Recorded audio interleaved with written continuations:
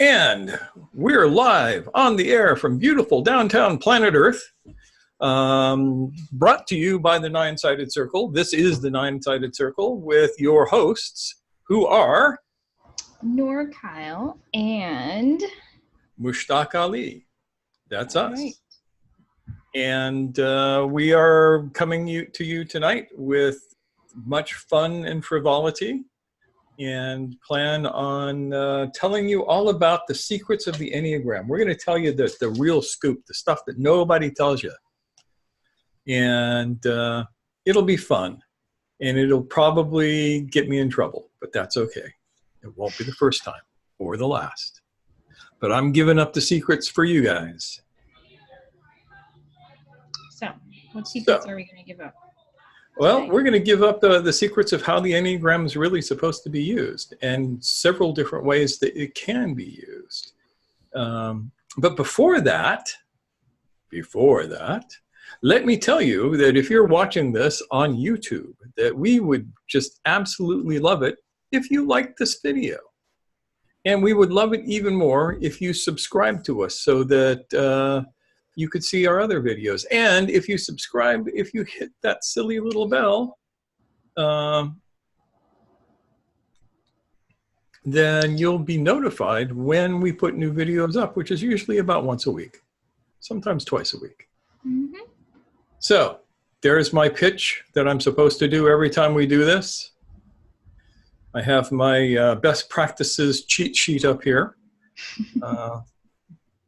So that supposedly magically it will make more people want to watch us.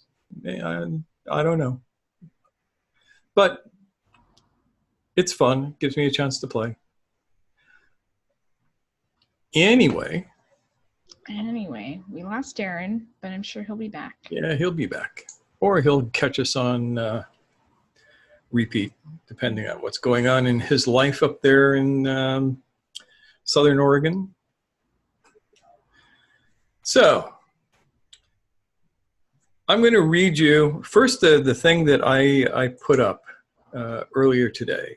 This is what Gurdjieff said about the Enneagram. That must be Aaron. Can you let him in, Kyle? I can do that, yep. Thank you. Welcome back, Aaron. Hope everything's going okay over there. So, Mr. Gurdjieff says, in general, it must be understood that the Enneagram is a universal symbol.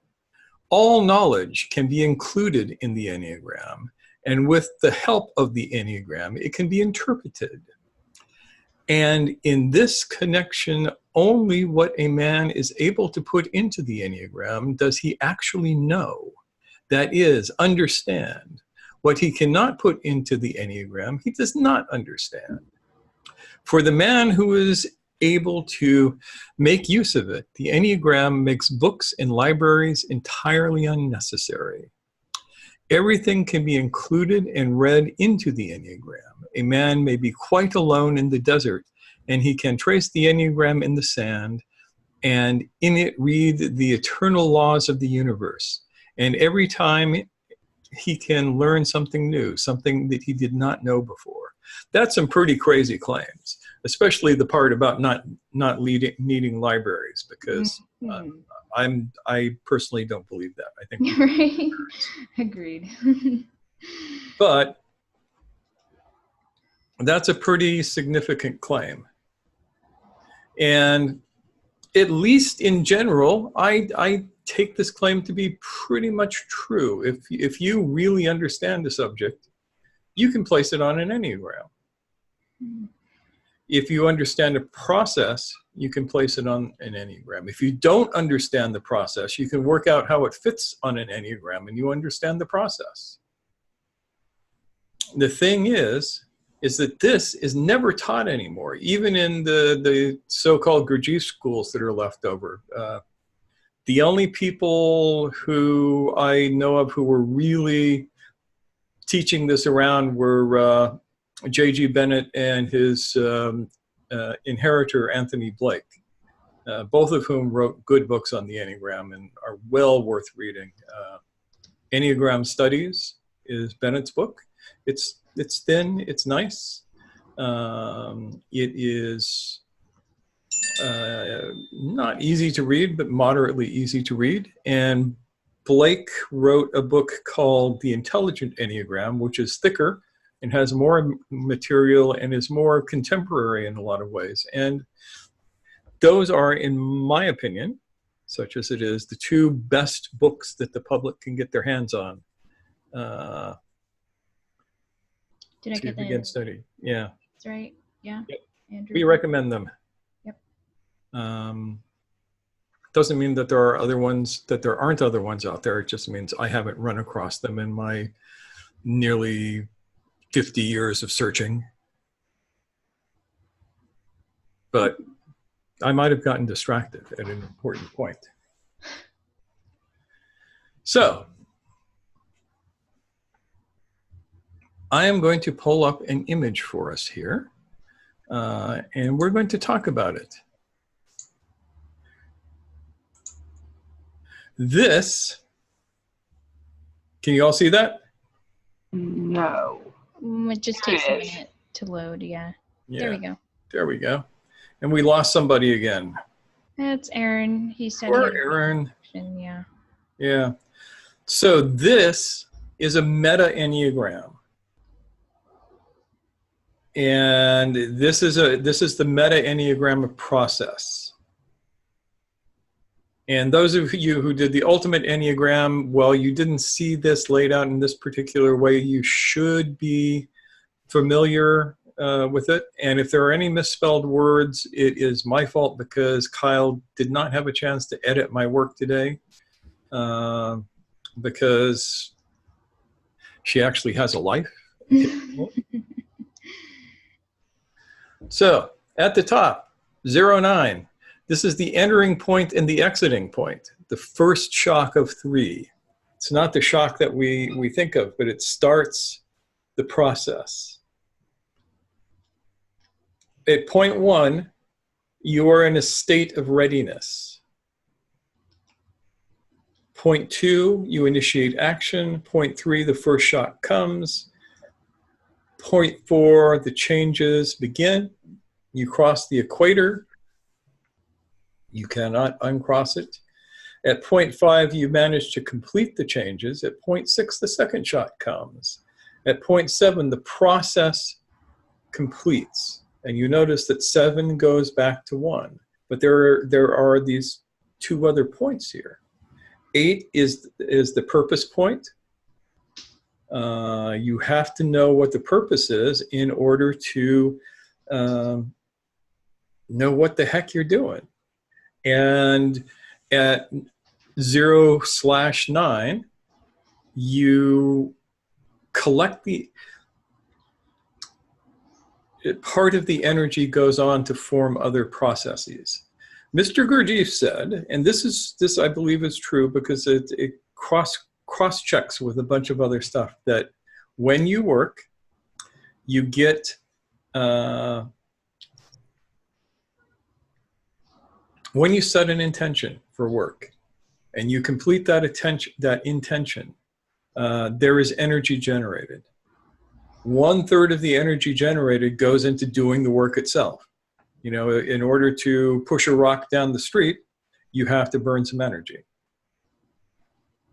The next third of the energy goes to what Mr. Gurdjieff called the reciprocal maintenance of the universe, what the Sufi calls your duties to the divine reality.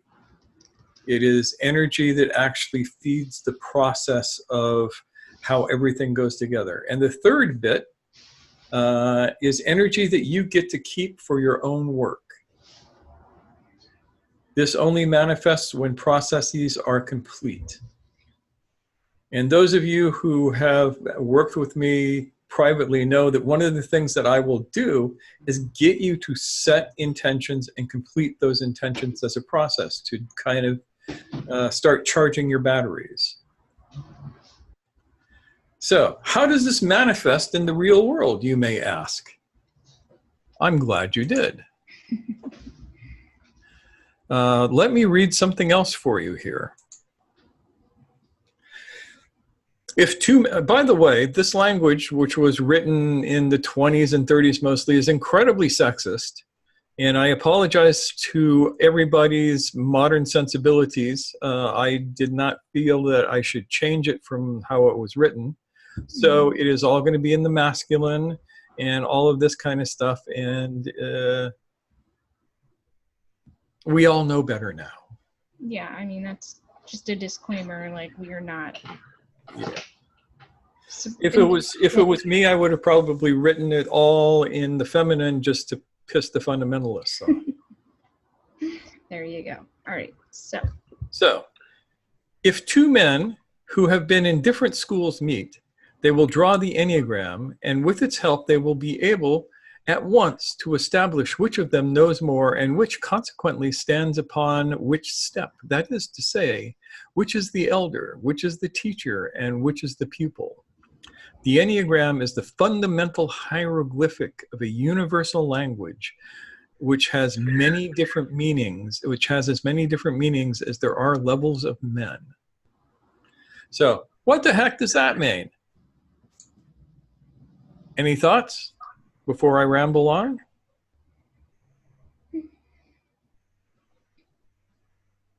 Sort of a thought. Yes. Which is they can't just mean literally drawing the diagram, because anybody can do that. It's got to be something else. Oh yes, it's anybody can draw the diagram, and you don't need the diagram. Remember, before the diagram, we had the Pythagorean tetractys, which does exactly the same thing. Everything that you can do with Gurdjieff's Enneagram, you can do with the Pythagorean Enneagram, which is what I like to call it, just to piss off the Pythagoreans and Neoplatonists and such. The symbol itself is just the tool to allow you to arrange the thoughts in your mind. So,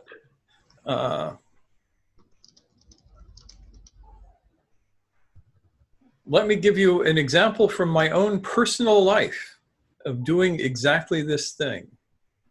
Nick, who is not here tonight because it is 10 o'clock at night in the west on the East Coast, and he might be sleeping instead of hanging out with us. But he sent me a link to this guy who did, let me find it here.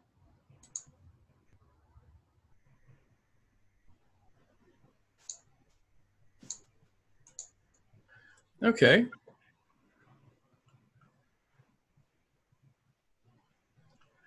So let me share this.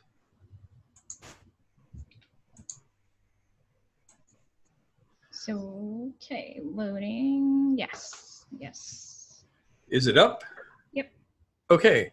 So this was entitled The Sacred Octave of Life. And this is a guy who purports to teach the Enneagram. He's from a different Sufi school.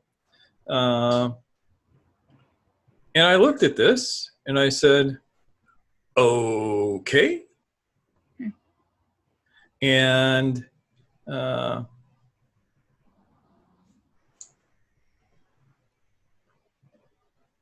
thought to myself, this would be a good example of how this is done. So I took that.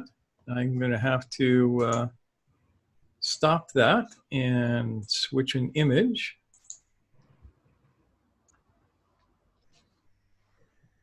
And I sent this to Nick.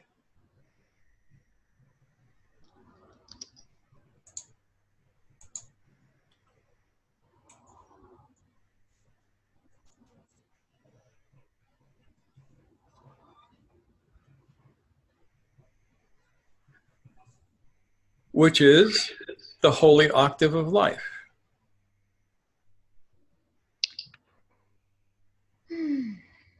Now, what do you see as different between this and the first picture?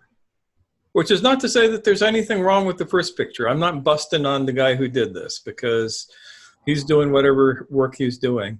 I just filled in the blanks. Is there any way for you to flip back and forth? Is that tough? let me see what happens. Did I Yeah, just there we go. Okay. Because I want people to have the chance to think about it. And, We got that. yeah. And we have this. We have this. And we have this. Yeah. So, I mean, for the people who are listening right now, what we're looking at in the first image is a caterpillar, you know, going from bottom to top. We have a caterpillar, a cocoon, and a butterfly. And next to that is the syllable dough with an arrow pointing up. And then we have dough 1, you know, like that's an octave according to this image, with the caterpillar being dough and the butterfly being dough. And then in the other image, we have the words the holy octave of life, and then we have various images of a butterfly in different states of development next to do, re, mi, fa, sol, la, si, do, with the butterfly beginning as do and ending as do.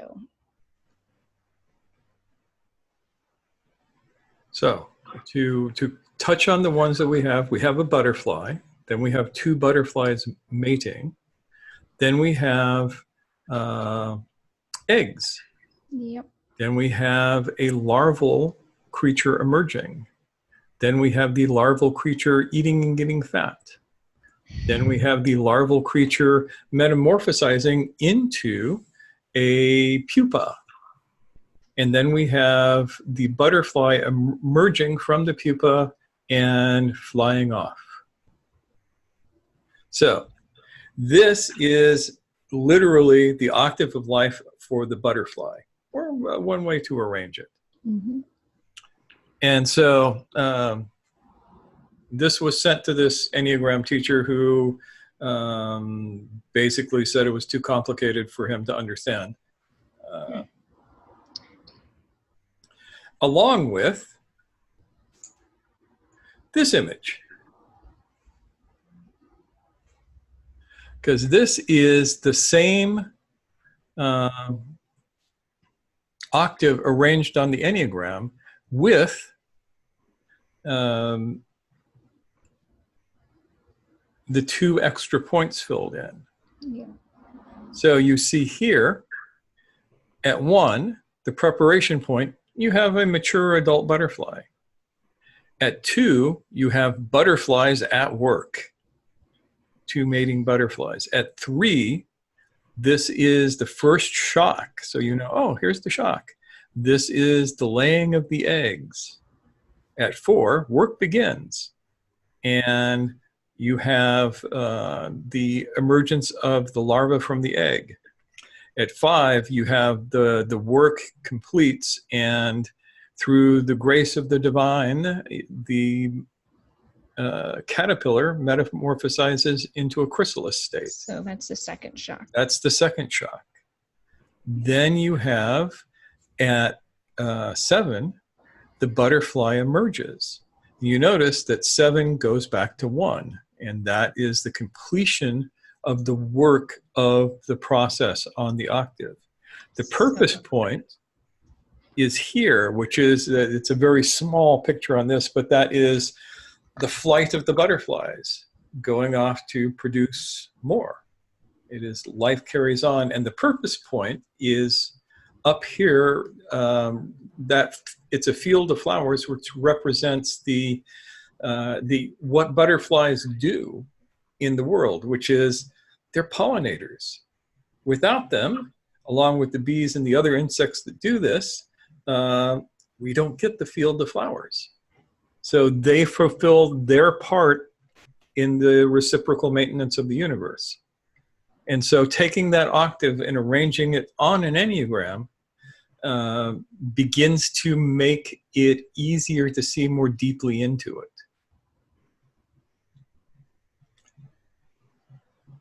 Yeah, because then it goes beyond just the butterfly itself. Yes. To the bigger picture, yeah.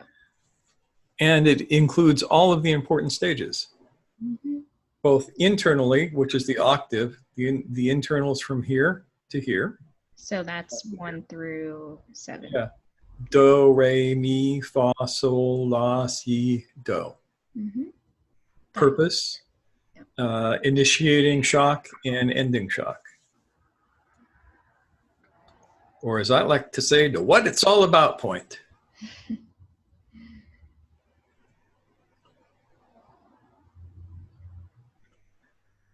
So is this making sense so far? Not really. I mean, what do we gain by, or what do we get, what understanding do we get by seeing those three shock points? What's the, what do we learn from that? Well, tell me what understanding you get. I don't. I mean, that's the whole thing. I mean, Yeah, what's well, so shocking about the eggs as opposed to the fornication? I mean, I don't get the importance of calling one a shock and the other one not. Remember, shock points require that something new come in from the outside. And at those 2 points, you definitely have something new. The butterflies have produced a new form of being in the fertilized egg. It is from outside the being a butterfly sipping the nectar. Okay. And in the second shock, the transformation of the larval stage into a chrysalis, where the being is completely broken down and rebuilt into a completely different creature, is definitely something new coming in from the outside. Okay. And what this asks you to do is to think a little bit along those lines. If you know what is required at each of these points, you can ask the question. Okay, so the fact that something enters from the out, well, I guess it's almost like a phase shift here that's happening at those. But why is the emergence of the larva out of the egg not also similar? It's the difference between a qualitative and a quantitative change. Yeah, but egg and larva are kind of pretty qualitatively different, I would say, wouldn't they? Yeah, and the shock is in the egg. The shock, the transformation of the shock is in the egg, where the embryo is created. I mean, you can mess with this whatever way you want and learn different things. Mm-hmm. Yeah. But this is the way I like to do it. Okay. And I'm trying to understand what you're gaining by doing it this way. And it sounds like I personally am gaining a deeper understanding of the evolution of life on Earth if I look at it. You may gain something completely different or gain nothing at all. Okay, and if you gain something different, that's because you've been able to look at it in a different way. If you gain nothing at all, it's because you haven't looked at it in any way that's useful to you. Okay. So basically, if I understand you, by the process of trying to map it onto this diagram, presumably facilitates or stimulates. There's no presumably about it. It's exactly what it does. In exactly the same way that you can use an abacus to do higher math, if you understand how to move those beads around. Yeah. Okay. Continue on, and I'm still trying to see the value of this, but go on. For you, there may be no value in this. Yeah, don't give up so easily. There may well be. That's why I'm listening to this lecture to see if there is. So, but yeah, okay. I see what you're getting at. Yeah. Okay. So, this is an example of how this would be used. Back in the old days, what Gurdjieff was talking about in that passage that I just read. The idea that two people can sit down and take a process, and it would look a little bit like a Zen conversation. here is a butterfly. And here we have the butterfly laid out on the Enneagram. If both people understand the process and one understands more than the other, it becomes apparent at that point.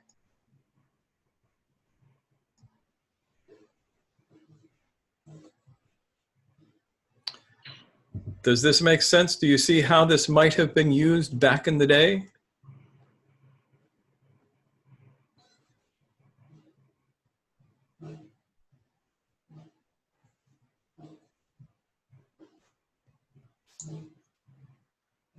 Okay, and so that gets us back here.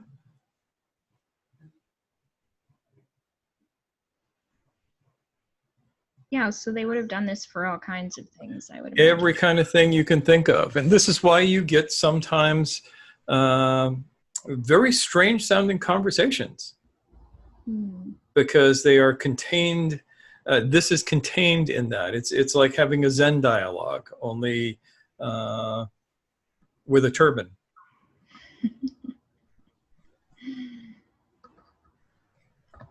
So we talked about some other things, like about cooking and the Star Wars film. All kinds of things can be mapped out on this thing. Yeah, my buddy Steve Barnes has been using this process for years to help him map out the plots of his novels. And he usually does it fairly quietly. He's occasionally done it blatantly. A great example of that is Lion's Blood, which everybody should read if you haven't read it. It's great fun, plus the sequel, and if he ever gets around to it, the final book in the series. But there he actually shows everybody how it's plotted without saying, this is how I plotted it. Yep. Yeah.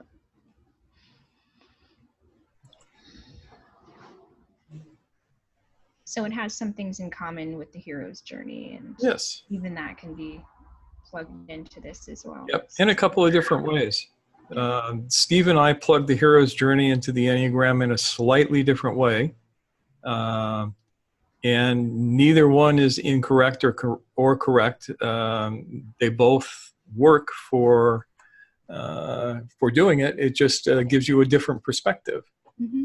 So it sounds like there's a good amount of flexibility. It's really about what you can dig out of taking the time to consider what fits where. Yes. Yep. Yeah, it has as much flexibility as you do. Mm. That's one of the things about it. Yeah. I've always likened it to an abacus since I first started understanding what the hell I was doing with it, because, you know, an abacus is just a frame with some beads on it. Yep. And there are conventions of what each of those rows of beads mean.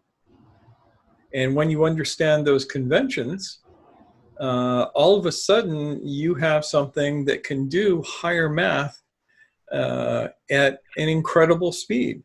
Mm-hmm. And with real accuracy. I used to see people demonstrating how to use an abacus to solve problems, and they were as fast as an adding machine. Adding machines are what we had before we had calculators. Yeah. And we used to do the same thing with slide rules. Used to be that everybody had to have a slide rule if you were doing any kind of serious math, because calculators had not been invented, and adding machines are these big, humongous, heavy things that you cannot carry around with you, mm-hmm. and they don't do everything. You could do things like logarithms on a slide rule that you couldn't do on a adding machine.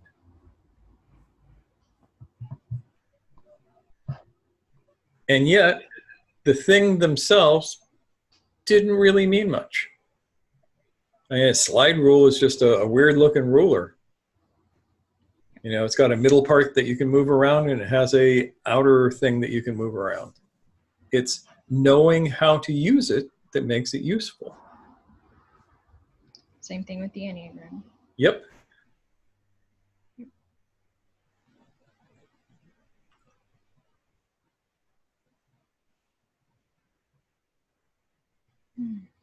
So let me close this out real quick and get back here.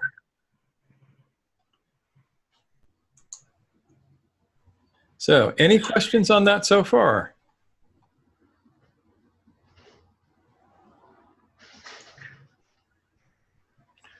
Don't be afraid. Dave, what are your thoughts? I guess I have, it all makes sense because I use this particularly with a number of different orders of physical training that I do, and deciphering between some anomalies I was getting and what I was seeing and what was happening. So I've used it very successfully, but it's in a language that only really me and people who train with me will understand. So there's not too much point talking about that right now, at least before I release the book. But it's really, really useful, both in terms of doing that with the physical exercises, but in terms of structuring articles and the book that I'm writing too. So for me, this is very practical. And that's a perfect segue into the next little thing to know about the Enneagram,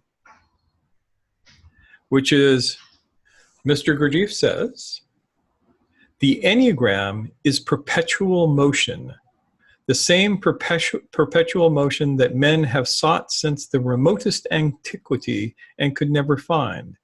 And it is clear why they could not find perpetual motion. They sought outside themselves that which was within them. And they attempted to construct perpetual motion as a machine is constructed, whereas real perpetual motion is the part of another perpetual motion and cannot be created apart from it. The Enneagram is a schematic diagram of perpetual motion, that is, of a machine of eternal movement. But of course, it is necessary to know how to read this diagram. The understanding of this symbol and the ability to make use of it give men very great power. It is perpetual motion, and it is also the philosopher's stone of the alchemists. That's all very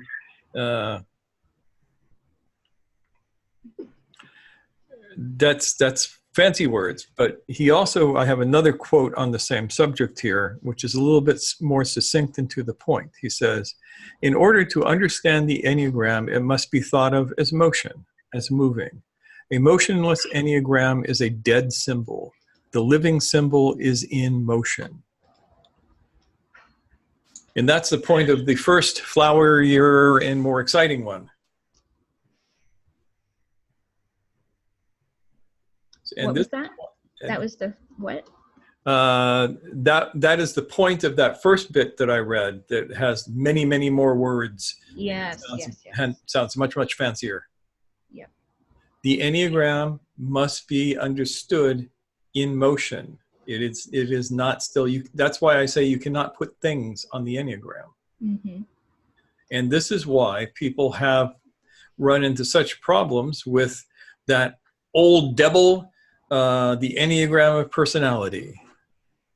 Ah, yes. Because that is a static model. And people say, yes, it has the moving lines though and all of that, but it's still a static model. It is a model that does not allow for true transformation, in my humble opinion.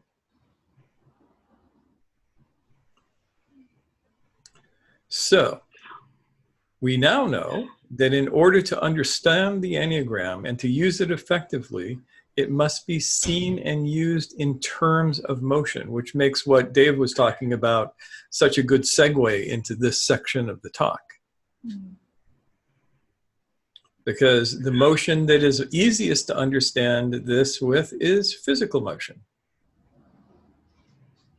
As a matter of fact, I would say that physical motion is the metaphor for all of the rest of them. So if you want to learn how to do the mental motions, the emotional motions, the spiritual motions, start with the body. Work from the bottom up. But never start with the mind and try and work down. It will only confuse you.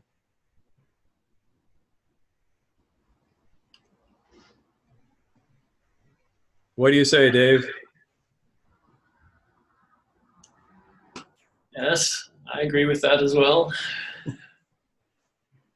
Both myself and also seeing how certain processes work with people, I would say physical is a very good place to start. Yep. And I'm pretty sure that in this time and place, it is not just a pretty good place to start, it's the place where we're supposed to start. And you know that thing where every time and place has its own teaching, its own way that the truth is presented, its own way that the path is brought to humanity,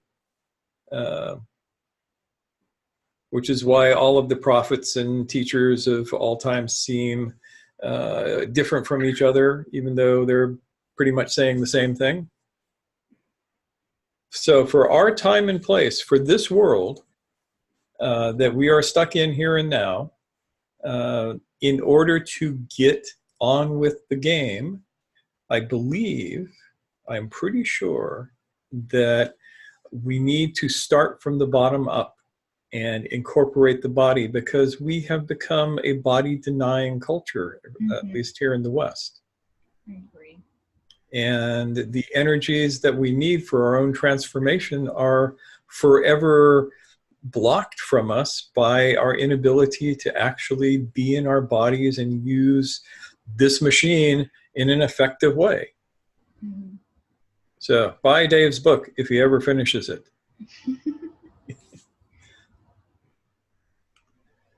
It's coming along, I swear it. I swear it. I actually believe you. I got home last night. Was it last night? God, it was just last night, and downloaded it. I haven't had a chance to do anything more than just glance at the outline you've set, but it's looking good. I'm excited. I want to see it in print. Yeah, one has to have goals and aims in one's life. Yes. And that's one of mine.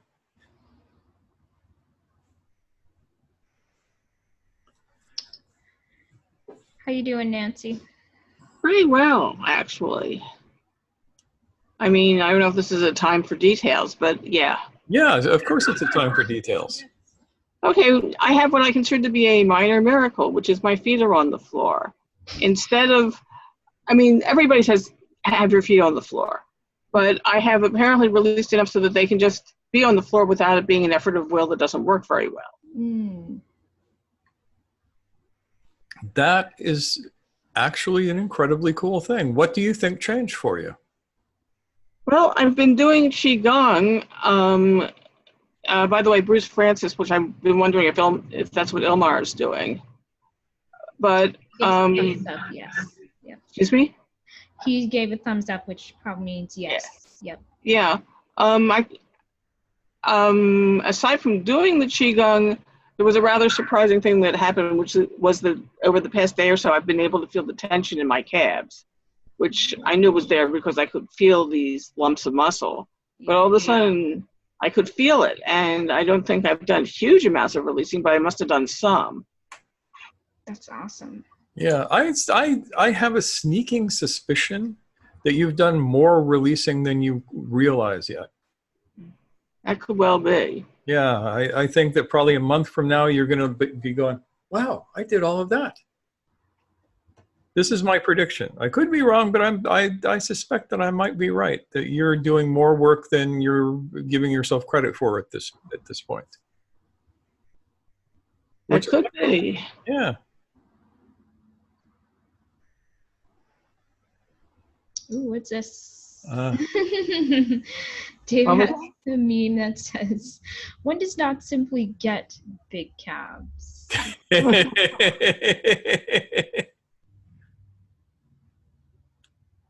Yeah. Sadly, though, that's no longer the case, because you can just go to your friendly neighborhood plastic surgeon and get calf implants now. Gross. I mean, if anything is a sign of the apocalypse, it's that. Yes. Yeah, why bother working on your muscles when you can just get silicone bags put where you want to look like you have muscles? Mm. Oh, wow. Yeah, I wonder if people slosh after a while. Which is not to say there isn't an appropriate use for these things. Yeah. I mean, there are some really powerful uses for them that are life-enhancing. Yeah. And then there are the silly people tricks, silly human tricks. Mm-hmm. Yep, I would imagine if someone had some kind of accident and suddenly... Yeah. Lost half their calf muscle. Yeah. And they would like to look symmetrical enough to be in shorts in the beach. Mm-hmm. That's one thing. A woman who has a mastectomy and would like to feel like she didn't necessarily just have half of her body removed, as one woman described to me, then that's a good thing. Doing it so that you are telling people lies about who you really are, that's different. And that's how I see a lot of plastic surgery.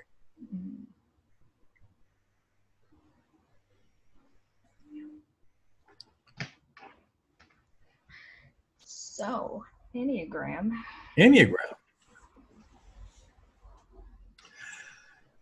So I'm going to give you one last thing here, and this will allow us to open up the discussion to some interesting things.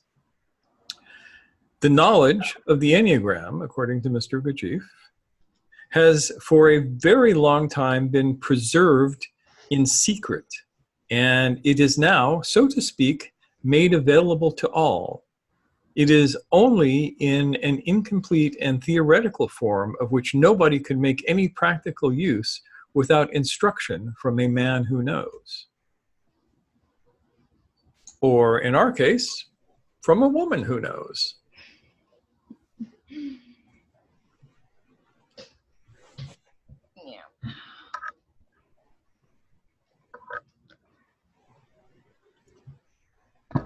All right, so yeah, it sounds like Gurdjieff loves to loves those big words. He really does. Yeah. Yeah, and he loves to make sentences more complex than they actually need to be. It is said that when he was writing his Beelzebub's Tales to his grandson, that he would read chapters aloud to his study groups.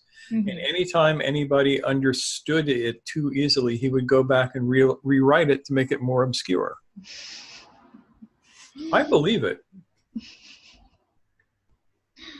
We've all got our quirks, I suppose.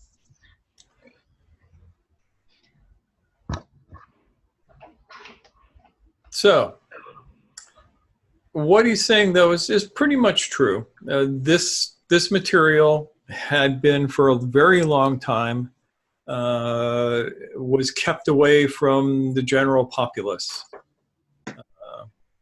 And it is now definitely time for it to be put out there.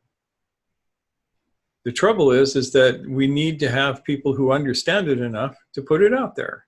Mm-hmm. Dave? I heard that.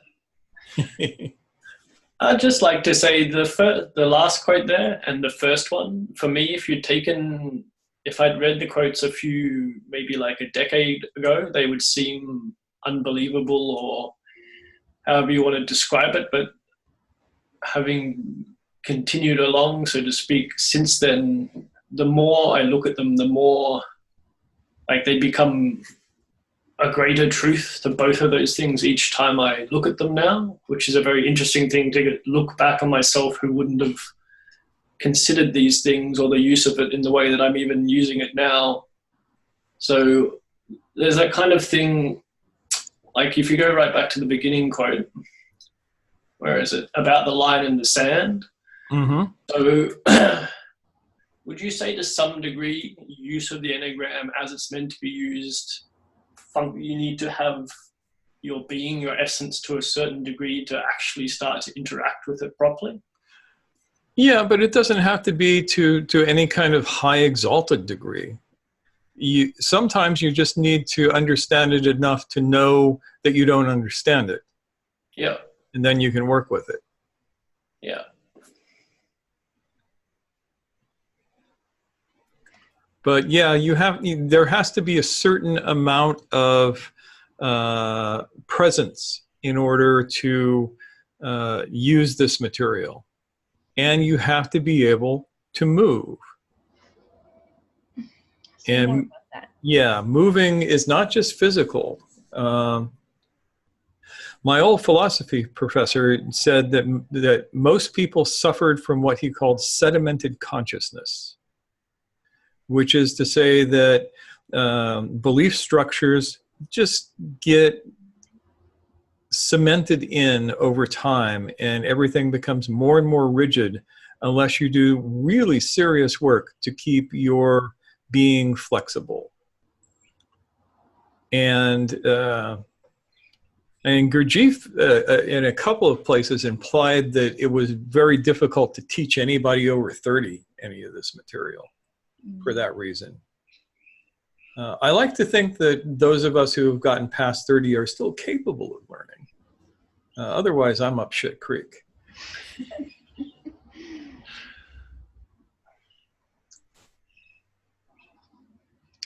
But yeah, and the ability to actually use this thing as it was meant to be used is something that I personally think needs to be reclaimed.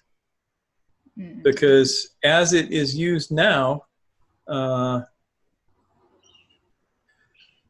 just say it. The Enneagram of personality, as it is mostly taught, at least around here, which is kind of where the big origin point is for it. It all kind of started getting popular in two places, the Bay Area and back in the East Coast, I think in Massachusetts.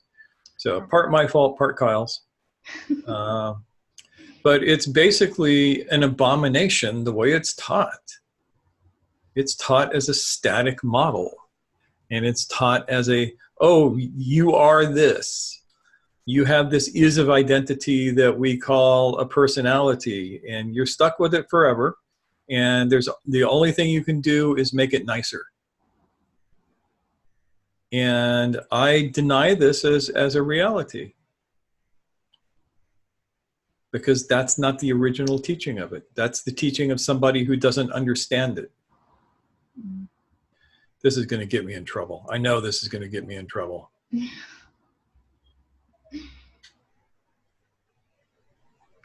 Well, it's good we're talking about this because, as Nancy says, the general populace needs all the help it can get. Yep. And that includes all of us here. Mm-hmm. Except for maybe David. We can't tell because he never says anything, but that may be because he could be the Buddha. I haven't put him on the spot yet tonight. Yeah. What's going on over there, David? Not much. I've been keeping referring to the Enneagram and thinking about the looking out from the middle instead of going around the sides. That's what I'm confused about. Yeah, that is a very useful exercise. So for those of you who would like to undertake a task, think about the butterfly octave in Enneagram. Remember, the Enneagram is a combination of the law of 3 and the law of 7. And the first thing I showed you is the law of 7 as the octave, and it's an ascending octave rather than a descending octave. It is evolutionary rather than involutionary. Involution is from the higher to the lower. Evolution is from the lower to the higher.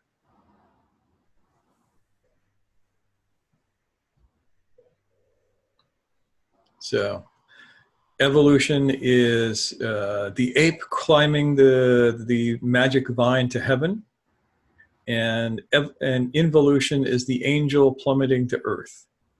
And if they manage to meet in the middle, it's a good thing.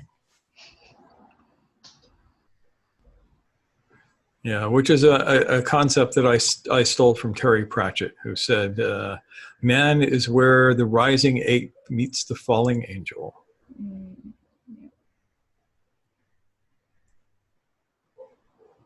So, with these in mind, perhaps you might want to try laying out a couple of processes like this. I mean, there are a number of them you can do. I chose the butterfly just because somebody did the little butterfly larva butterfly one. The caterpillar. Yeah, the caterpillar. Butterfly one. I mean, did we ever explain why you disagreed with that one? I don't believe we did, honestly. Okay, and it's not that I disagreed with it. I mean, it is one expression. I looked at it and I said, this is incomplete. Yeah. This is not a good example of the octave of life because it does not address life completely. It is not showing the shocks to speak of, and it is not showing the full process. So I created one that showed the full process that you could play on a piano, which is to say it had the octave. Yeah, from, the same point of one life to the next point in the creature of a different life. I mean, the same point in the life of a different creature, yes. Yep. Yeah, so like I said in the beginning, I'm not busting on the guy who put this up. I actually was hoping to initiate conversation, and maybe he would know more than I did. Yeah. Which is always possible. I mean, and would be great fun, but didn't work out as well as I would have hoped.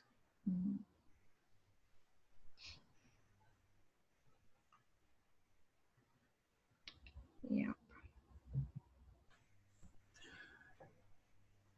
Usually I try not to say things about the Enneagram of personality stuff because I know a lot of people rely on it and work their lives around it and all of that sort of thing. And I don't want to take that away from them. It ain't going to hurt you.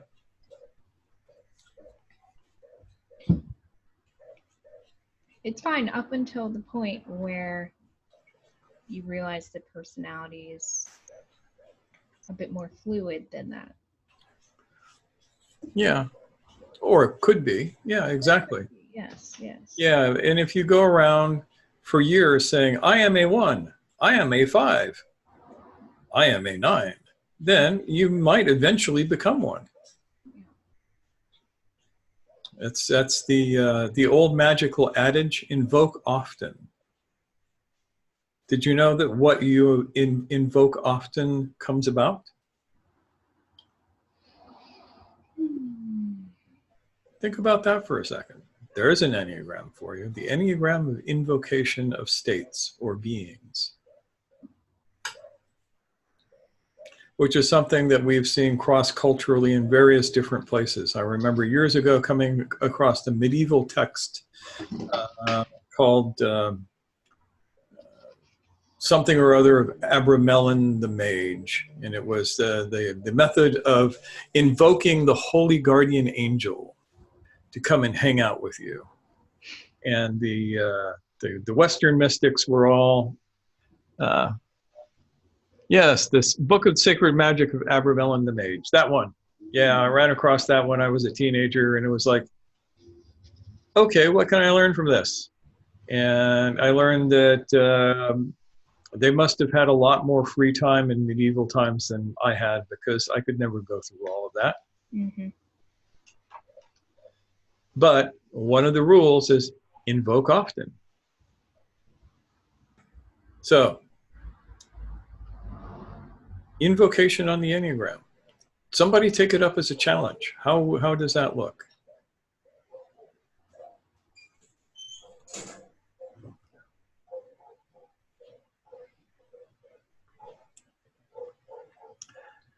All right. Any last thoughts or first thoughts?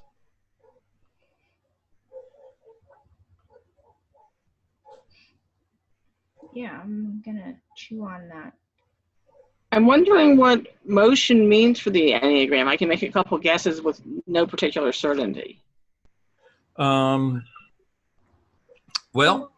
first of all, Nancy, what are you thinking might be the case? Some fractal thing where more Enneagrams come out from the points. Or little Enneagrams rolling along the lines. I like that image. yeah, and that's not incorrect. As a matter of fact, somewhere I'll have to dig it out. Maybe I'll throw it up on the forum. I have a diagram I did of fractal Enneagrams and how they connect in 2 dimensions. I just haven't taken the time to do it in 3 dimensions in a 3D modeling program, which would be very interesting and look pretty wild. Yeah, you did talk about the right use of the Enneagram in regards to personality, where being advanced means being able to go from point to point and have access to all the types. Yep. Yeah, originally they were called fixations because that's what you did. You fixated at a point. The thing about a fixation is that theoretically, at least, you can unfixate.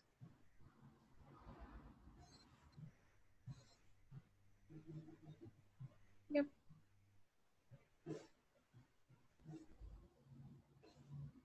So movement.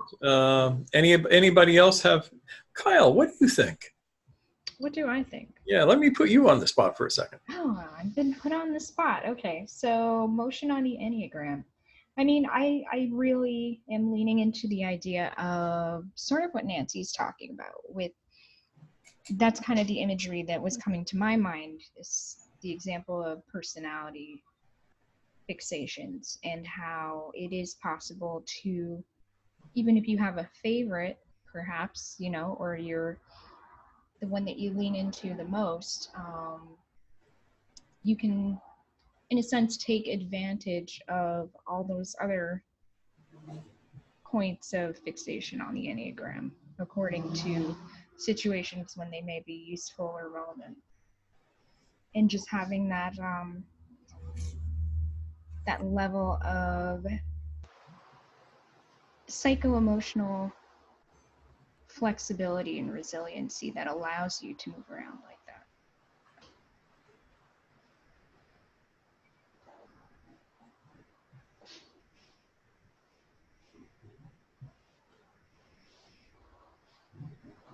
Makes sense to me. Yeah. So remember, processes are always in motion. And the Enneagram is not meant for things. It is not meant for objects. I can't take 9 swords and lay them out on the Enneagram and have them do anything interesting. I couldn't do it with 9 rocks or 9 fruits. But I can take 9 ideas and lay them out, because ideas are not things.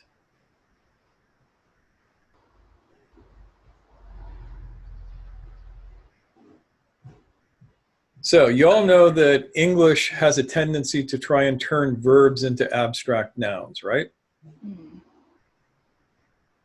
And I've talked about this before. Do you know how to test to see if an abstract noun is actually a verb?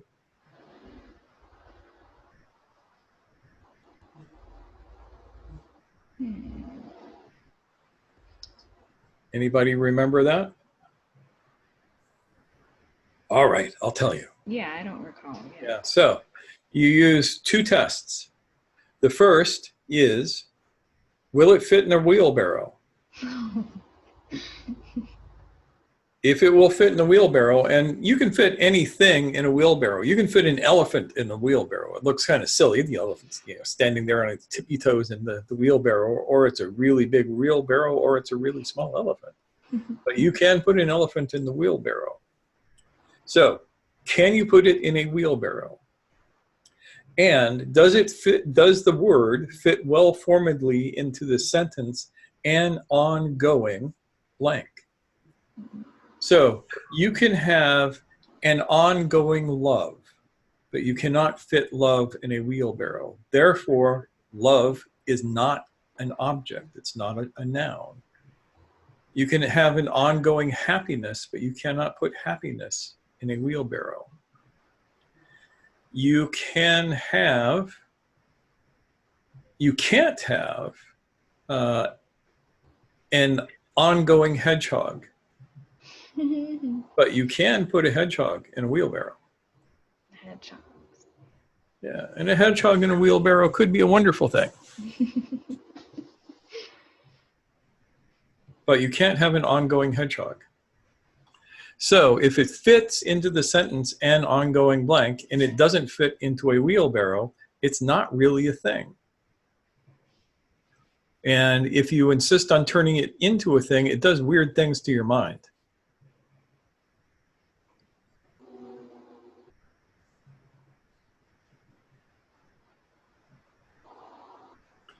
What do you think it does to your mind? Here's where the movement of the Enneagram comes in. This is what we've been building up to all night. The answer to this question. And I toss it out to you.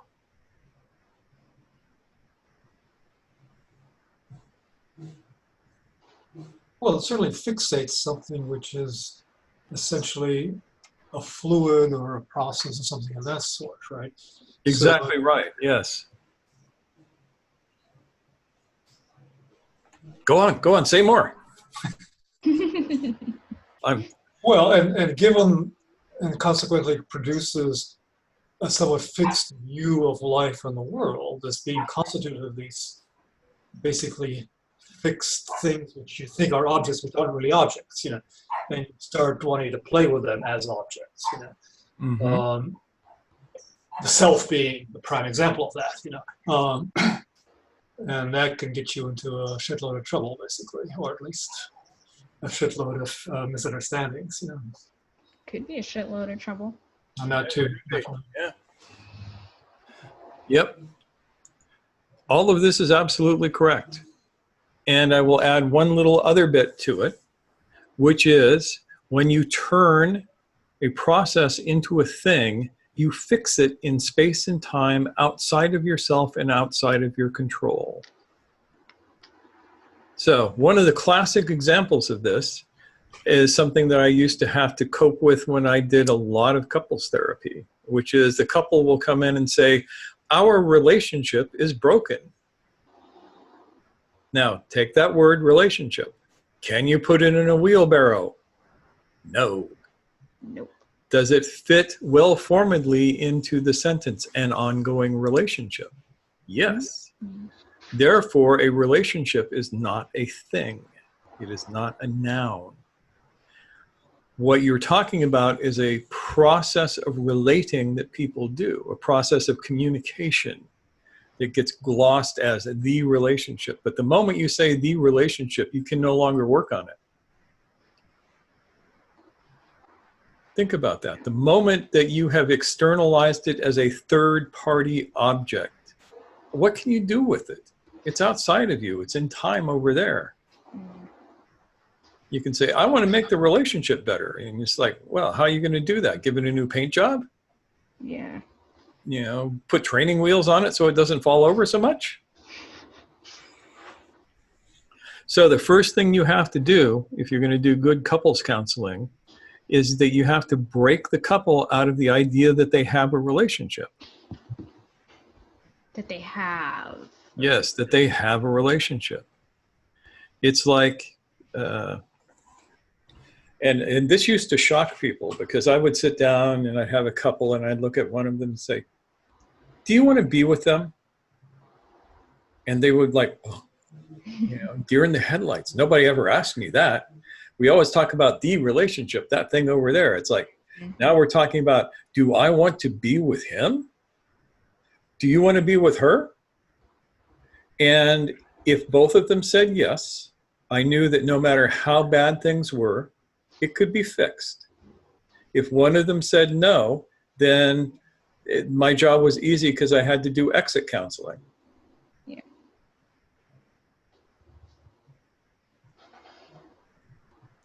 And oftentimes you would get, yes, but. That's a very popular one. Yes, but.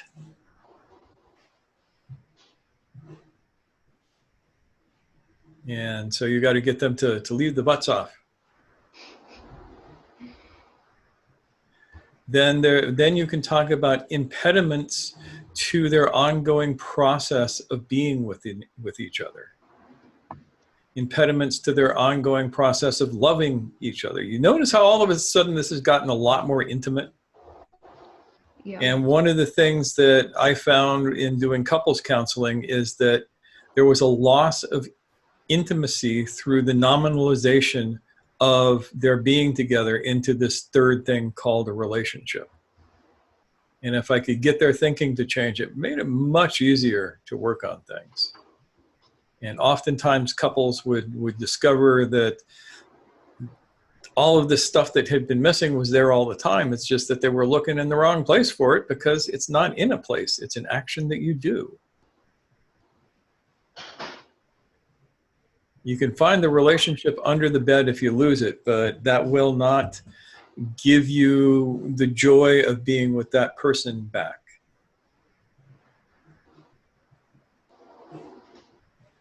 And in order to understand how to get the joy of being with that person back, the Enneagram is an incredibly useful tool. Especially for me as the therapist, I would be able to plot the steps that I would need to take these two people through on an Enneagram to get them to the point where they have done their transformation. And that gave me a really nice model for doing these things. And it also told me that I didn't have to take 3 years of counseling to get people there, because most of the time it doesn't take 3 years. Mm.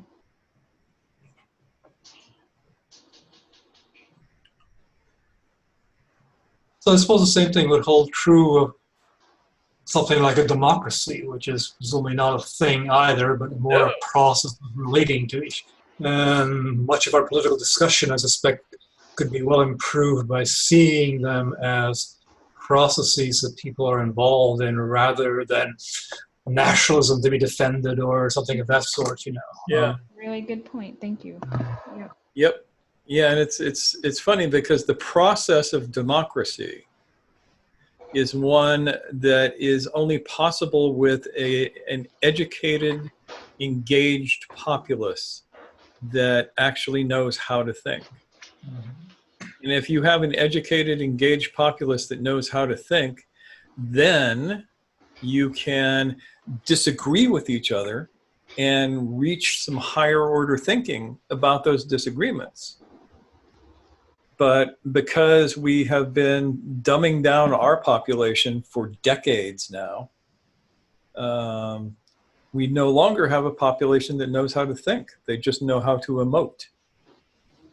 And democracy in this country is dead. And I don't know if it can reincarnate or not. But I don't think that we have had a real democracy since the early 60s. And part of that dumbing down, I suspect, is captured in this whole notion of fake news, where we treat news like an entity also, as opposed to a process of disseminating language, disseminating information, disseminating facts, you know, and critically disseminating them, you know. Yep, and this concept of, first of all, what they're talking about most of the time isn't news, it's opinion. Right. Yeah. And they do not distinguish the two. And second of all, saying that something is fake, it makes no sense. You can say it's wrong, but you know, that is what Alfred Korzybski, fake news is what he called snarl words.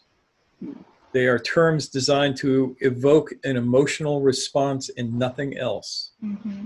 That emotional response will create a dopamine release in the brains of the people who are having it.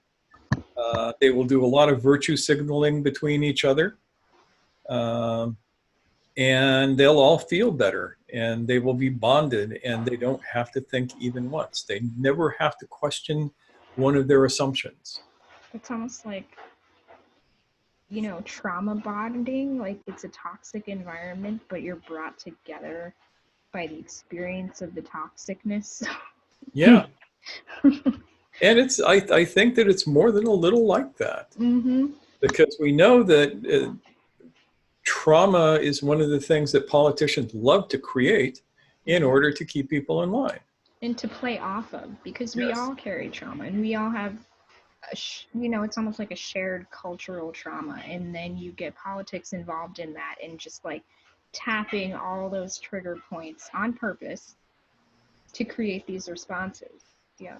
There's an interesting Netflix flicks that just came up, which essentially is a documentary essentially describing how Cambridge Analytics used data that was called primarily in social media to essentially identify what those trigger points are for different population, for the swing voters basically, and essentially allow them to create essentially emotional triggers to sort of move them to one side. A fascinating documentary, actually. I recommend. And they did a really good job of it last election. Exactly. Yeah. You know, the Republicans were never going to vote for Hillary Clinton, no matter what. That was never going to happen. The only way she could have won the race is to get all of the Democrats mobilized, like with Obama, and she would have had a landslide victory. So instead of trying to energize their base more, they found a way to make her dislikable to what should have been her base. And I just marveled at all of these left-wing people shooting themselves in the foot because Bernie didn't get the nomination. It's like, I'm not going to vote. I'm not going to go to the election. They don't deserve my vote. And, you know, the outcome of that was the shit given in the White House. Okay. One more way of the news going wrong, and I think this was in place earlier than the current mess, is failing to distinguish between facts and predictions. Yes. Yeah, most people can't even tell you what a fact is anymore. Yeah, and of course, most of the predictions are negative, which gets back to the trauma thing. Yep. Yep. Yep, and how this ties back to what we were talking about before about sedimentation and stuff is that these trigger points become so predictable that it's very easy to use them as points of manipulation. Yep. I mean, think about it. You all hang out on places like Facebook. When was the last time that you saw a post from somebody that surprised you? It's like, what? They think that? I bet you it's been a really long time. Anytime some issue goes up, I know exactly who's going to say what about it, which side they're going to come down on. There is no novelty in any of this. It is purely mechanical, and nobody recognizes this as mechanical behavior. And it can be mapped very nicely onto an Enneagram. You can do the Enneagram of manipulating populaces very easily. And if you want to see examples of how some of that was done, I mean, that Netflix flick is definitely worth watching because it shows also how Cambridge Analytics did that in some of the African countries where the idea was to get certain young people to not vote at all. Yeah. You know, essentially created a social movement, no, we won't vote, basically, kind of thing. Yeah. And it's interesting manipulation tricks like that. Yeah. How to get people to act against their own self-interest. Exactly. That's a fascinating thing. And all you need to do is to dumb them down. When a person cannot look at a logical proposition and work it out, I mean, even the basic stuff, And you'd be surprised how often I've given some of the classic syllogisms to people and have them look at me like, what? You know, like the classic, all men are mortal. Socrates is a man. Therefore, Socrates is mortal. yes. And so many people do not make that little logical leap.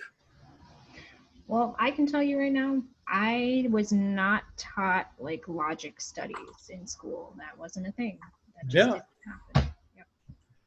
Yeah, when I was in college, when I was an undergrad, we were required, in order to get our degree, to take 2 years of critical thinking, or 2 semesters of critical thinking. And now, schools don't even offer that as an elective in a lot of places. I took critical thinking in high school, for God's sake.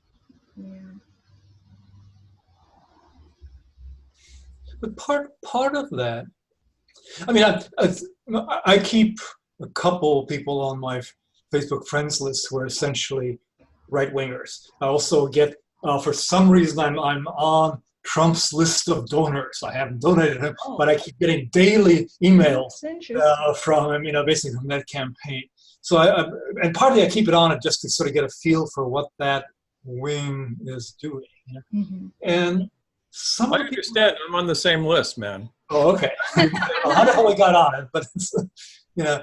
But what's interesting about it is that, at least with some of the people there, they're not necessarily unintelligent people. It's that their focus is on certain areas and not on others. For example, there are some people who are really sharp economists, and they like what they think Trump is doing with the economy. And they'll essentially ignore everything else, you know. Yeah, including the signs that he's not doing good stuff with the economy. Like, oh, gee, this time around, the GDP has gone flat. No. Yeah.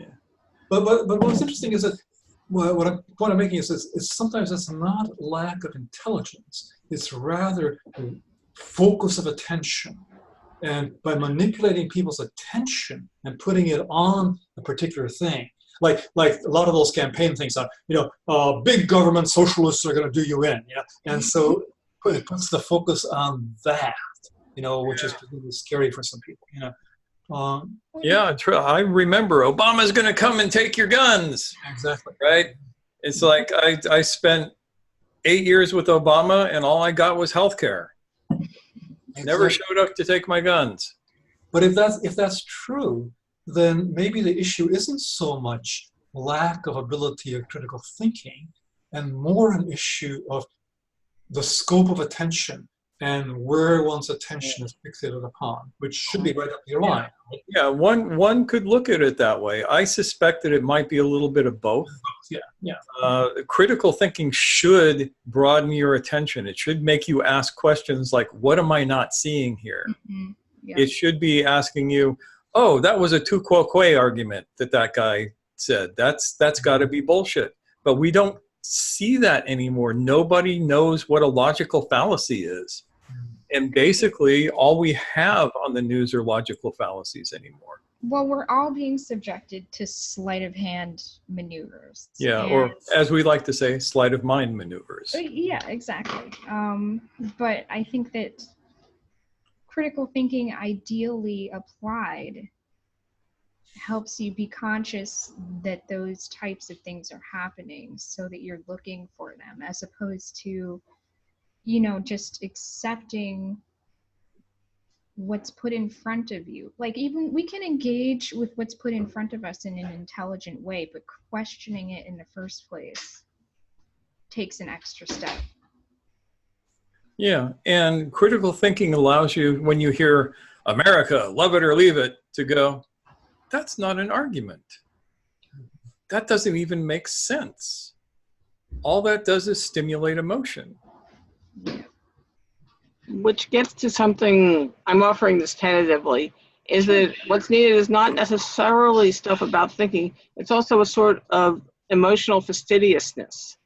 Yeah, and I see that as part of thinking. Okay. Yeah. Expand on that, Nancy. What exactly do you mean by that? What I mean is that not enough people have the capacity to be disgusted by being pushed into bad emotions. Efforts to push them into bad emotions. Or they don't notice the manipulation factor. I think that's part of what I mean by the sleight of hand, sleight of mind techniques, is that we feel the emotion, but we're not questioning why it's happening or how it's happening. I guess where I'm heading is that there are low quality emotions that sensible people are repulsed by. Interesting. That, you know, if you are being encouraged to hate whole demographics due to exaggerated fear, you know, you just shouldn't like that. You should, you should bounce off of it. It should bounce off of you. Like the greenhouse gas emitters, right? Would you consider that to be from the other side of the spectrum here, would you consider that to be an appeal to low emotions? Or? Well, we're all emitting greenhouse gases. What does the greenhouse gas emitter say about why they are emitting that gas and what effect it's having on the environment? That's where you're going to find the emotional stuff. I mean, I remember somewhere on the East Coast, there's some island that is being slowly covered by water because of the rising seas, and they swear that it's the water is not rising, it's erosion on the island. All of these people are convinced against the evidence of their own eyes that the water is not rising. The island is just falling into the water. And they don't have the smarts. And this is a matter of intelligence. They do not have the intelligence tools to figure out what's actually true. Somebody has made an appeal to emotion and they've bought into it and they're holding on to it no matter what. And they'll do this, and when they can no longer live on that island, they are going to be swearing up and down, it was just, the island fell into the ocean. It just eroded away. Totally natural. Right. Well, just to be even-handed, somebody who is telling you, don't trust what that person said. They are a white man. Oh, yeah. To a low-quality emotion. I could not agree with you more. That's as bigoted as any other thing. And I have personally got to the point of being utterly disgusted with people who, if you said something about a black woman, would be completely freaked out. But if you say the same thing about a white man, they cheer you on. Right. And on the other side, you've got, of course, the people who say that person is an illegal immigrant. You should not have any humane feelings about them. Or yeah, I look at that and say, why not? Just because they're trying to get into this country illegally does not mean I have to hate them or I have to want them treated badly, even if I don't want them in the country. And a lot of times I don't. To be frank about it, I am not a fan of just letting people pour across the borders. Though I would like to see some intelligent immigration and refugee programs put into place, something that would actually serve people. But as an American, I think that it is incumbent upon my country to treat these people with compassion and not make them live in filth and cages while we get them back across the border to wherever it is that they came from. You can have both. Okay, so if I can switch the direction slightly here. So what we're talking about here presumably is a process of forming a politically important position. It's a process, right? Yes. So presumably this is something that if we were able to map it on the Enneagram, it should give us a therapy for it, essentially, right? So, yeah, and so now you have your homework assignment. Sure. Yeah. Now I have to tell you, that my personal opinion follows the mainstream of Sufi thought about this, which is that all politics are a con game and nothing will ever change with it. That we are not going to have some sort of ultimate great change in the political sphere. The laws of entropy seem to hold true, and no matter what you do, it's going to degenerate into masters and slaves. But I would have thought that the whole, again, my complete ignorance of the Enneagram, but as far as I can see, the Enneagram process is rather an iterative process, right? So it's not like it's going to get you to this great solution, but will it iteratively get you to a better and better solution? Probably not, because you're dealing with way too much inertia. But what it can do is you can have a prison break. See, Sufis understand that what we're doing is we're organizing a prison break. And the prison is one that encompasses the whole planet. We're not saying leave the planet. This is not like Tim Leary going, migrate into space. Because I have not taken that much acid. I'm sorry. But go on. I tried, but I am saying that you can, it's like jailbreaking your phone. You can jailbreak your mind. And you can move from the major stream of humanity, which is functionally mechanical, to the conscious stream of humanity. And theoretically, if enough people did that all at once, we would experience a qualitative change. I don't see this happening in my lifetime.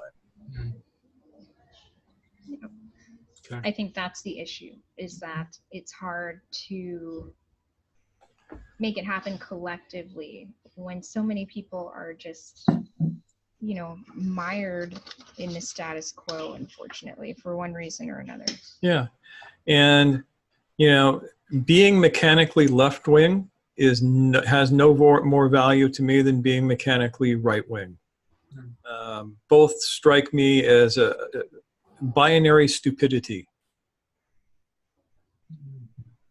And people can argue, and I have argued with people in times past, and I have one guy in Germany who's a kind of a socialist anarchist kind of guy, and I will occasionally argue with him because it's amusing to keep my hand in. But there's nothing there. There will never be anything there. It's a dead end that is designed to keep people in slavery. This is a fundamental pillar of this teaching, is that people are trapped in a form of slavery that they can't see. I mean, I'm pretty sure that The Matrix was written by a Sufi, just to put it bluntly. And we're saying, free your mind. Okay, and your whole game, and this is probably false, is to essentially untrap people, right? Yeah. If you find somebody who wants to be untrapped, help them to be untrapped and teach them how to not get busted. And your approach to that, at least now, is to use social media, Zoom, etc., to do something like that, as well as individual work with people, right? Yes. So now the question comes, I am a voice in the wilderness crying, hey, look, over here. Right? And why is there not a mob of people following you and saying, yeah, take us there? Because there's never a mob. Go ahead. Take that one, Kyle. I mean, you would be surprised at how many people, when they get really into changing their lives, they freak out. They don't really want to go all the way. It's uncomfortable to do things that are different, that are unusual, that are, outside of that status quo, because it's taking so much risk in terms of standing on your own, trying to find new people to connect with. People talk about drug trips, bad drug trips, and how vulnerable those can make a person feel. Sometimes that's what waking up can feel like. Yeah. So it becomes, how do you create a supportive enough environment to make that transition not quite as traumatic, right?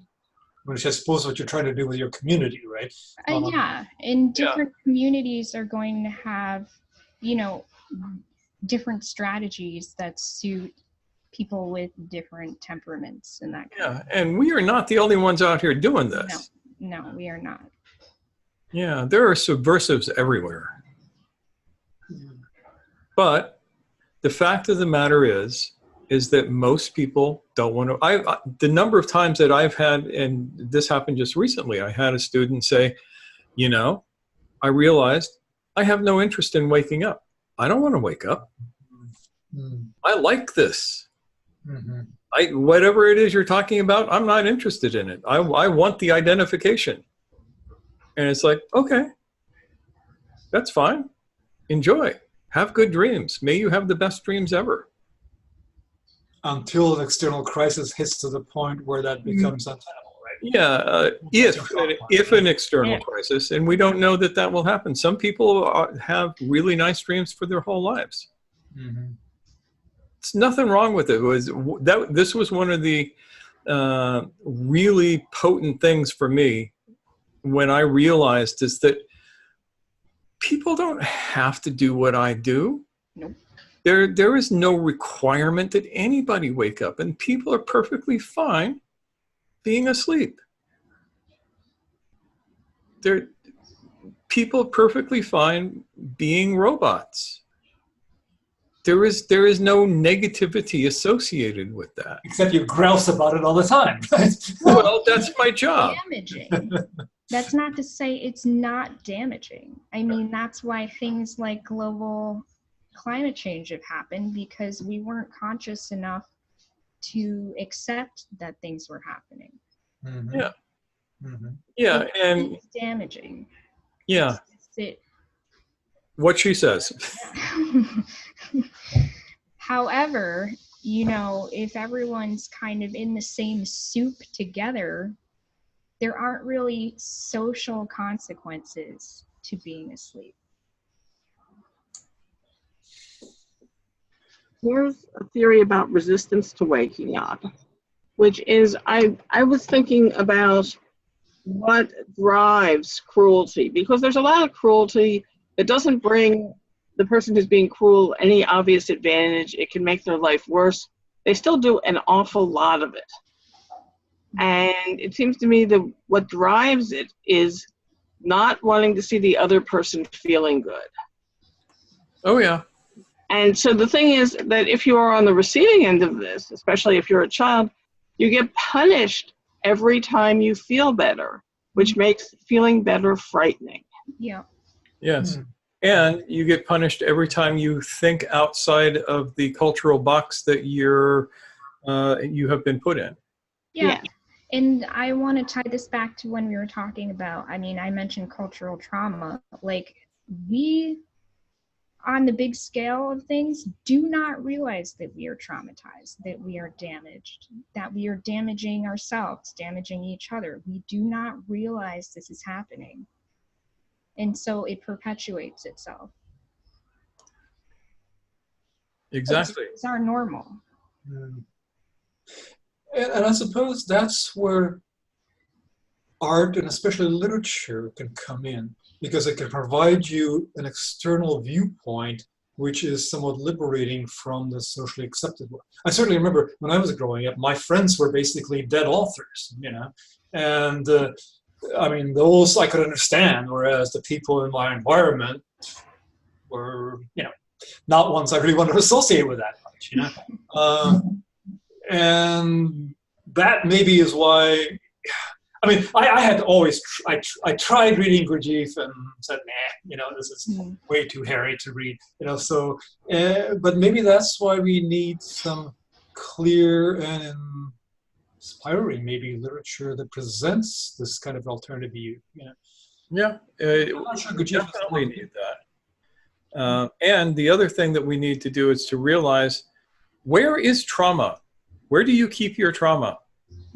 Dave, where do you keep trauma?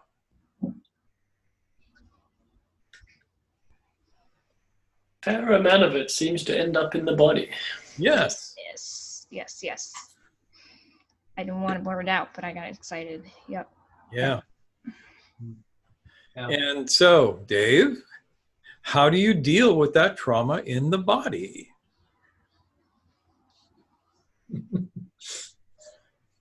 That is the question of the moment, is it not? It is. People have lots of different ways of doing it, and there are a lot of advances in this. I know a lot of people who do different types of this who are getting better and better results, and everything is coming along quite nicely with it. The whole mechanism of how it goes depends a lot on the individual and the person and the method and all of those things, but people are getting more skilled at it right on schedule, which is kind of a positive thing, I think. Yes. I think the more aware we are of this, the more nuanced approaches will become to learning how to ease trauma. I mean, it's going to be hard to fix it, and I don't know if we'll ever completely be rid of what I'm calling cultural trauma, collective trauma, but I do think there will be ways to better engage with it in a healthy way. And Nancy, I would suggest that, what's his name's, the Taoist body scan meditation is certainly one approach that seems to do some good in that area. Yeah. Definitely, absolutely. Yeah. Well, we've gone quite a bit over on this all of a sudden. Interesting. Yeah. So, let me pin the video. For a while there, we were actually popping back and forth. Whoever was talking was on the screen. Oh, I'm glad you did that. I was hoping that would be the case. Yep. Because people need to know who's yelling at who. I'd like to think we did good not yelling at each other. We did. Yeah. So, I am going to stop the recording, but before I do, I am going to put the usual commercials out there. The essence of our work is personal, one-on-one, because there is no system. There is no step-by-step thing that you can put in a 3-ring binder and hand to somebody and say, take this person through this system and they will come out the other end enlightened. Mm-hmm. Does not exist. The work has to be created individually for that person and no other person. And so the way we do this is that we do work one-on-one with people. And I will work with people and Kyle will work with people. Yep. Your Kyle is brilliant in areas that I only wish I was that brilliant at. So. And vice versa, but that's why we work well together. Yes.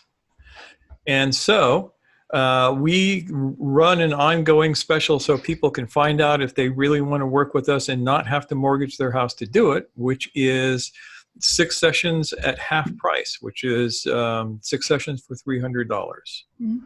And if somebody is interested in that, we can interview each other. Just contact us through the forum. Yeah. We have a couple of fun things coming up soon. We have some mini classes that are going to cover aspects of the Enneagram and specifics of how you would begin using it in ways that we talked about tonight. Step-by-step stuff. More about that later. We're coming up on a new month, so we're going to be doing Alms for the Poor again. And this month, somebody who does Alms for the Poor is going to get a copy of this book. This is the Discourses of Rumi by A.J. Arbery, which is kind of out of print. I was checking last night, and if you find copies of it, it will run between $50 and $200 for a copy of this. So Yeah. I actually have a spare copy here, and for the people who donate to the sustenance and ongoingness of the Nine-Sided Circle, whoever donates in this new month will be entered into a drawing, and somebody will get this book, and I'll mail it anywhere in the world. So thank you. Yes. What am I forgetting, Kyle? Let's see. You covered the Enneagram stuff, and you did. I think that's pretty much it for now. Yeah, that's pretty much it. So without further ado, I am going to say thank you for being here, and we'll see you next week.